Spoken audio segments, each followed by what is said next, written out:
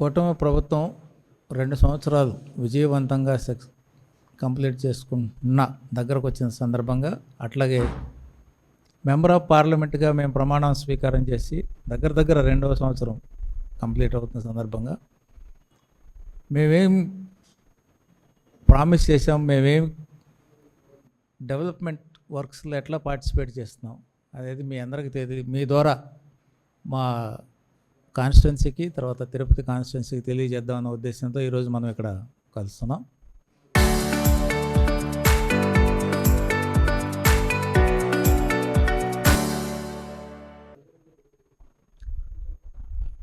As MP వచ్చిన తర్వాత national importance ఉన్న రైల్వేస్లో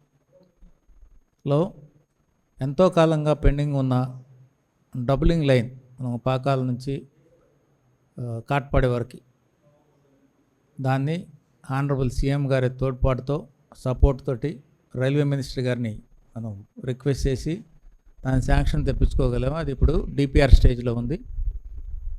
ల్యాండ్ ఎక్విజిషన్, డిపిఆర్ రెండు కూడా సైమల్టేనియస్గా జరుగుతున్నాయి. Electrical DPR, civil DPR plus land acquisition, ఈ మూడు. సో అతి తొందరలోనే అవి రోడ్డు ఎక్కుతూ ఉంటాయి. అట్లాగే చిత్తూరులో రైల్వే షెడ్ ఒకటి శాంక్షన్ అయింది, అది కూడా డిపిఆర్ స్టేజ్లో ఉంది. దానివల్ల వచ్చిన అడ్వాంటేజ్ ఏంటంటే, మనకి మెడ్రాస్ పోర్ట్లో స్టోరేజ్ స్పేస్ తక్కువ ఉండటం వల్ల అది అక్కడ డంప్ చేసి అక్కడ నుంచి డిస్ట్రిబ్యూట్ ఆల్ ఓవర్ ఇండియాకి డిస్ట్రిబ్యూట్ చేయడం కష్టం అవుతుంటే, దగ్గరగా ఉన్న చిత్తూరులో ఆ షెడ్ పెట్టుకొని అక్కడ నుంచి స్టోర్ చేయలేని గూడ్స్ని చిత్తూరు షెడ్కి తీసుకొచ్చి ఇక్కడ నుంచి ఆల్ ఓవర్ ఇండియాకి డిస్ట్రిబ్యూట్ చేసే ప్రపోజల్ ఉంది. దానికోసం గాను రైల్వే షెడ్ అక్కడ తీసుకురావడం జరిగింది. అది కూడా ఇప్పుడు డిపిఆర్ స్టేజ్లో ఉంది. అలాగే విద్యకు సంబంధించి కేంద్రీయ విద్యాలయ సెంటర్సు మనకి చాలా కాలం నుంచి చిత్తూరు డిస్టిక్లో దాని గురించి డిమాండ్ ఉంది. అయితే ఎందుకో కానీ అది ముందుకు వెళ్ళలేదు. మేము అక్కడ కేంద్రీయ విద్యాలయ కమిషనరేట్లో, తర్వాత మినిస్ట్రీ ఆఫ్ ఎడ్యుకేషన్స్కి పర్సూ చేసి, తర్వాత మా డిస్ట్రిక్ట్ కలెక్టర్ గారి ప్రపోజల్ తోటి అది శాంక్షన్ తీసుకొని వచ్చాం. ఐ థింక్ April 1, 2006 నుంచి అక్కడ స్టార్ట్ అవబోతుంది చిత్తూరులో. దానికి సంబంధించిన వర్క్ కూడా స్టార్ట్ అవుతుంది. మనకి మొత్తం 14 ఆల్ ఓవర్ ఇండియాకి శాంక్షన్ అయితే 3 చిత్తూరు డిస్ట్రిక్ట్కే వచ్చినాయి. సో కుప్పంకి, చిత్తూరుకి, మదనపల్లికి. సో చిత్తూరులో అయితే ఈ సంవత్సరం స్టార్ట్ అవుతాం. అట్లాగే ప్రథమంగా అక్కడ వచ్చిన దగ్గర నుంచి కూడా గ్రామీణ రోడ్లు బాగా దృష్టి పెట్టి దగ్గర 70 నుంచి 75% గ్రామీణ రోడ్లు కాన్స్టిట్యున్సీలో కంప్లీట్ చేయడం జరిగింది. దానిలో ఎంపీ లాట్స్ ఫండ్స్ కానీ, నరేగా ఫండ్స్ కానీ, తర్వాత 15th ఫైనాన్స్ ఫండ్స్ కానీ అన్నీ వినియోగించి గ్రామాల్లో ఎవరైతే ఇబ్బంది పడుతున్నారో, పర్టికులర్గా వెనకబడిన వర్గాల్లో ఎక్కడైతే రోడ్లు లేవో ఆ గ్రామీణ రోడ్లన్నీ కూడా ముందుగా వేయటం జరిగింది. అలాగే ఇరిగేషన్ ఫెసిలిటీస్ కూడా ఎక్కడెక్కడైతే డ్రింకింగ్ వాటర్ ప్రాబ్లం ఉందో అక్కడ దృష్టి పెట్టడం జరిగింది. అలాగే వ్యవసాయానికి సంబంధించిన నీటి సౌకర్యం కూడా మనం దృష్టి పెట్టడం జరిగింది. అలాగే సోషల్ వెల్ఫేర్ హాస్టల్స్, గురుకుల విద్యాలయాల్లో ఎక్కడైతే ఇన్ఫ్రాస్ట్రక్చర్ లేని చోట మనకున్న కొద్దిపాటి ఫండ్స్ సోర్స్ తోటి వాటన్నిటినీ రిపేర్లు చేయటం, వాళ్ళకి పర్టికులర్గా గర్ల్స్ ఉన్న హాస్టల్స్లో టాయిలెట్ సౌకర్యం కల్పించడం, తర్వాత వాళ్ళకి విండోస్ కల్పించడం, తర్వాత కాంపౌండ్ వాల్ కల్పించడం, వీటన్నిటి మీద కూడా దృష్టి పెట్టి వాటిని అభివృద్ధి చేయడానికి ప్రయత్నం చేస్తాం. అయితే చిత్తూరు డిస్ట్రిక్ట్లో మనకున్న ఇంకొక మేజర్ ప్రాబ్లం ఏంటంటే నిరుద్యోగం. గ్రాడ్యుయేట్స్ ఎక్కువ ఉన్నారు, ఉద్యోగ కల్పన లేకపోవటం వల్ల ఎక్కువ మంది బెంగళూరు, తర్వాత చెన్నై వెళ్ళిపోయి అండర్ ఎంప్లాయ్మెంట్కి పనిచేస్తున్నారు. అంటే క్వాలిఫికేషన్ కంటే తక్కువ ఎంప్లాయ్మెంట్. ఆయన బీటెక్ అయి ఉంటే ఏదో 10,000, 20,000కి పనిచేస్తూ ఉన్నారు. సో దానికి గాను ఇక్కడ సెల్ఫ్ ఎంప్లాయ్మెంట్ క్రియేషన్ కోసం మనం ఎంఎస్ఎంఈలు పెట్టడానికి చాలా కృషి చేస్తున్నాం. వాళ్ళకి ముందు అవేర్నెస్ ప్రోగ్రామ్ కండక్ట్ చేయడం జరిగింది.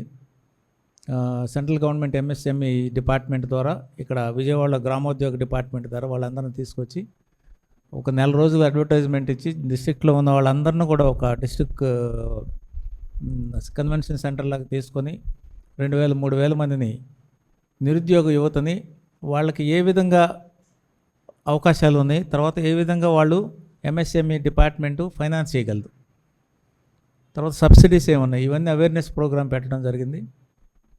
అలాగే ఆ స్కీమ్స్ వలన ఆనరబుల్ సీఎం నారా చంద్రబాబు నాయుడు గారు చెప్పినట్టు 1 ఎంటర్ప్రైనర్ 1 హౌస్ అనే ఒక స్కీమ్ తీసుకున్నారు. దాన్ని దృష్టిలో పెట్టుకొని చిన్న ఎంటర్ప్రైనర్షిప్ నుంచి పెద్ద ఎంటర్ప్రైనర్ దాకా పిఎంఈజీపీలో కానీ, తర్వాత ఎంఎస్ఎంఈ స్కీమ్స్ ద్వారా కానీ వాళ్ళకి అవకాశం కల్పించి, అంతేకాకుండా వాళ్ళు చేసుకోవడానికి స్కిల్ ట్రైనింగ్ కూడా ఏర్పాటు చేయడానికి ప్రయత్నం చేస్తూ ఉన్నాం.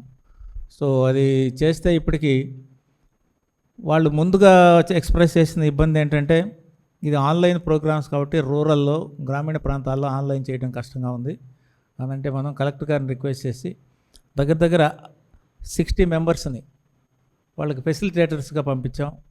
ఎవ్రీ మండల్లో ఆయన ఉంటాడు, వాళ్ళ గ్రామాల నుంచి వచ్చి వాళ్ళకి కావాల్సిన వాళ్ళకి అసిస్టెన్స్ ఇస్తాడన్నమాట.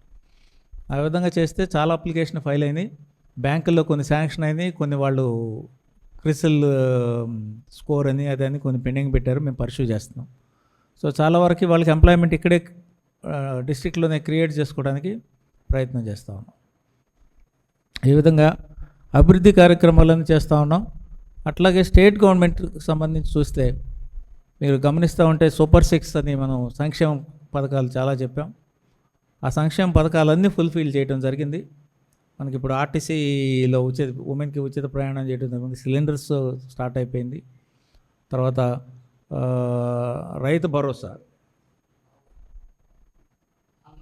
అన్నదాత సుఖీభావ ఒక 1 ఇయర్కి ఇవ్వటం జరిగిపోయింది. సెంట్రల్ గవర్నమెంట్ రైతు కిసాన్ దాంతో కోఆర్డినేట్ చేసుకొని అన్నదాత సుఖీభావ స్కీమ్ కింద మొన్న కూడా 2nd ఇన్స్టాల్మెంట్ రిలీజ్ చేయడం జరిగింది. అలాగా ఎక్కడెక్కడ వీళ్ళ ఎలక్షన్ దానిలో ప్రామిస్ చేశారో కూటమి ప్రభుత్వం అన్నీ నెరవేర్చడానికి ప్రయత్నం చేస్తుంది. అలాగే సంక్షేమం ఇస్తున్నాం కదా, అభివృద్ధిని ఎక్కడ నెగ్లెక్ట్ చేయలేదు. అభివృద్ధిని నరేగా స్కీమ్లో స్టేట్ గవర్నమెంట్ వేయాల్సిన షేర్ ముందుగానే ఇచ్చి సెంట్రల్ గవర్నమెంట్ ఫండ్స్తో కలిపి అక్కడ నరేగా స్కీమ్లో ఉన్న అన్ని పర్పస్లు, అన్ని ఆబ్జెక్టివ్స్ ఫుల్ఫిల్ అయ్యేటట్టు మీకు లేబర్ కంపోనెంట్ కానీ, మెటీరియల్ కంపోనెంట్ కానీ అన్నీ చేయటం జరిగింది. ఇప్పుడు ఈ సంవత్సరం దానిలో మేజర్గా సక్సెస్ఫుల్గా చేసింది ఏంటంటే కౌ షెడ్స్. రూరల్ ఏరియాలో చాలా వేల కౌ షెడ్స్ ఇచ్చారు. అది ఒక ఏరియా అయితే వీళ్ళు హౌసింగ్ కూడా మీ అందరికీ తెలుసు, లాస్ట్ టైం ప్రభుత్వంలో కొన్ని హౌసింగ్ మిడిల్ వరకు వచ్చి ఆగిపోయినాయి. అవన్నీ కూడా ministry of urban development central గవర్నమెంట్లో రిక్వెస్ట్ చేసి ఫండ్స్ తీసుకొచ్చి అవి కంప్లీట్ చేయడం జరుగుతుంది. ఇప్పుడు కొత్తగా కూడా అలాట్మెంట్ చేస్తున్నాం. దానిలో మేము డిస్టిక్ వాళ్ళని అంతా రిక్వెస్ట్ చేయడం ఏంటంటే, డిస్టిక్ అథారిటీస్ని హౌస్ సైట్ ఉన్న వాళ్ళకే ఇల్లు ఇస్తారు కాబట్టి ముందు హౌస్ సైట్స్ అలాట్మెంట్ చూడండి, సో దట్ వాళ్ళు కూడా దీనిలో భాగం అవుతారు. హౌస్ సైట్ మీరు అలాట్మెంట్ ఎప్పుడు ఇచ్చారైతే నెంబర్ ఆఫ్ పీపుల్ క్లెయిమ్ చేసే వాళ్ళు ఎక్కువ అవుతారు కాబట్టి అది కూడా ఒక ప్రోగ్రామ్ చేస్తున్నారు డిస్ట్రిక్ట్ కలెక్టర్. ఎక్కడైతే హౌస్ సైట్ అలాట్ చేయటం, గవర్నమెంట్ ల్యాండ్ ఐడెంటిఫై చేసి దాంతోపాటు హౌసింగ్ మనకు వచ్చిన శాంక్షన్ని అందరికీ డిస్ట్రిబ్యూట్ చేసి దాన్ని కూడా కాన్సన్ట్రేట్ చేస్తున్నారు ఇప్పుడు. అట్లాగే మీకు లాస్ట్ ఇయర్ చిత్తూరు డిస్టిక్, తర్వాత తిరుపతి, అన్నమయ్య డిస్టిక్లో మ్యాంగో క్రాప్ నుంచి చాలా ఎక్సెస్ క్రాప్ వచ్చి తర్వాత ఫుడ్ ప్రాసెసర్స్ యూనిట్స్ ఇబ్బంది పడి ప్రైస్ రాక చాలా ఇబ్బంది పడ్డారు. దానిలో ప్రైస్ కాంపన్సేషన్ స్కీమ్ కింద గవర్నమెంట్ ఇంటర్ఫిరెన్స్ తీసుకొని దగ్గర ₹4 పర్ కేజీ గవర్నమెంట్ భరించి వీళ్ళందరికీ కాంపన్సేట్ చేయడం జరిగింది. అట్లాగే రాష్ట్రం మొత్తంలో కూడా మీకు మిర్చిలో కానీ, టొబాకోలో కానీ, లేకపోతే పల్సెస్లో కానీ ఎక్కడైతే రైతులు ఇబ్బంది పడ్డారో వాళ్ళందరికీ కూడా గవర్నమెంట్ ఇంటర్ఫియర్ అయిపోయి గవర్నమెంట్ నుంచి వాళ్ళకి సపోర్ట్ చేయడం జరుగుతుంది. అలాగే రోడ్లు అంతకుముందు లేని విధంగా, అంతకుముందు ఎప్పుడు చూడని విధంగా రోడ్లన్నీ గ్రామీణ రోడ్లు, తర్వాత పట్టణ రోడ్లు కూడా అభివృద్ధి చేయడం జరుగుతుంది. ఇరిగేషన్ ఫెసిలిటీస్ మీరు చూశారు. అందరినీవా ఆల్మోస్ట్ కుప్పం దాకా టచ్ అయిపోయింది. కుప్పంలో చెరువులు కూడా నిండిపోయే పరిస్థితి ఉంది ఇప్పుడు.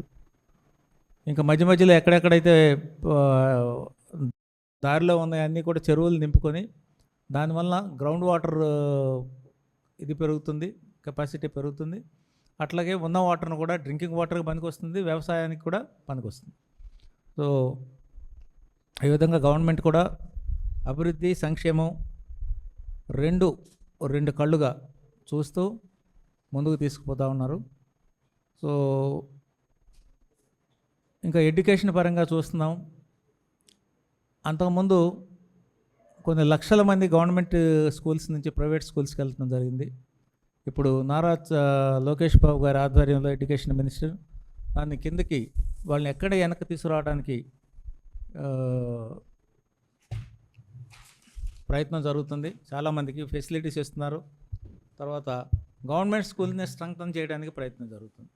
సో దట్ ఏంటంటే ఫీజులు కట్టలేని వాళ్ళందరూ అక్కడికి పోయి ఇబ్బంది పడే కంటే ఇక్కడే గవర్నమెంట్ స్కూల్లోనే నాణ్యమైన విద్యను తీసుకోవడానికి వీలవుతుంది.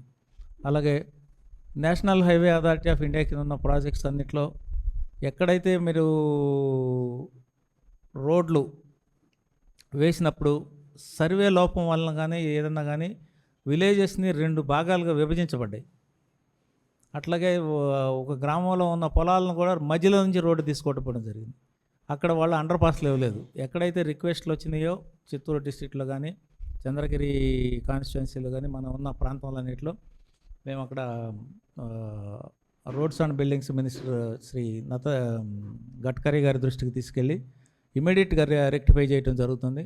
అండర్ పాస్లు కావాల్సిన చోట అండర్ పాస్ ప్రొవైడ్ చేస్తున్నాం. సర్వీస్ రోడ్ వేయాల్సిన చోట సర్వీస్ రోడ్లు వేస్తున్నాం. ఈ విధంగా అన్ని విధాలుగా ఆరోగ్యం మనకు మెయిన్గా ఉండే ఇన్ఫ్రాస్ట్రక్చర్లో హెల్త్ కూడా ఒకటి, ఎడ్యుకేషను, తర్వాత గ్రామీణాభివృద్ధి, పవరు ఎట్లాగో హెల్త్ కూడా అంతే ఇంపార్టెంట్ పాత్ర ఉంది. కాబట్టి వాటికి కూడా ఈ మధ్యనే ఒక 65 crores హెల్త్ మినిస్టర్ శాంక్షన్ చేశారు. ప్రైమరీ హెల్త్ సెంటర్స్ని స్ట్రెంగ్తన్ చేయటమే కాకుండా విలేజ్ క్లినిక్స్ పెట్టుకోవడానికి కూడా. విలేజ్ క్లినిక్ పెట్టుకుంటే చిన్న అన్నీ అక్కడే అడ్రస్ చేస్తారు. ప్రైమరీ హెల్త్ సెంటర్స్ని కానీ తర్వాత సివిల్ హాస్పిటల్ కానీ స్ట్రెంగ్తన్ చేస్తే డిస్ట్రిక్ట్ హాస్పిటల్కి వచ్చే రష్ తగ్గుతుందని వాటిని అన్నిటిని స్ట్రెంగ్తన్ చేయడానికి వాళ్ళకి కావాల్సిన మినిమం ఇన్ఫ్రాస్ట్రక్చర్ ఇవ్వడానికి డిస్ట్రిక్ట్ మొత్తానికి 65 crores శాంక్షన్ అయింది మాకు చిత్తూరు డిస్ట్రిక్ట్కి. అది ఇప్పుడు నడుస్తూ ఉంది. సో ఈ విధంగా గవర్నమెంటు అన్ని విధాలుగా కృషి చేస్తూ ఉంది అభివృద్ధికి, తర్వాత సంక్షేమానికి. అలాగే సోలార్ పవర్, రెన్యూబుల్ ఎనర్జీ మీద ఎక్కువ కాన్సన్ట్రేట్ చేయడం కూడా జరుగుతుంది. ఎందుకంటే to reduce pressure on the thermal power.